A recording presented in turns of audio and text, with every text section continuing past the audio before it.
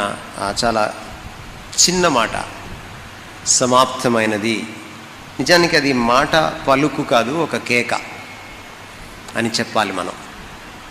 అది విజయానికి సంబంధించిన, గెలుపుకి సంబంధించిన కేక. సాధించిన తర్వాత ఏర్పడే తృప్తి నుంచి, అతిశయం నుంచి పుట్టే కేక. So it's a cry of victory and accomplishment. అటువంటి కేక అది. కాబట్టి దాన్ని పలుకు అని సింపుల్గా చెప్పలేము. ఎంతో ఎమోషన్ తోటి, ఎంతో ఉత్సాహంతో ఆయన ఆ పాయింట్ వరకు కూడా ఆయన పోరాటం చేశాడు. నేను కింద చెప్పాను, ఒక మహాసంగ్రామానికి ఆయన పూనుకున్నాడు. ఆ మహాసంగ్రామం అంతటితో ముగిసింది, పూర్తి విజయంతో, ఘన విజయంతో. ఆ విజయాన్ని మనందరికీ కట్టపెట్టాడు ఆయన.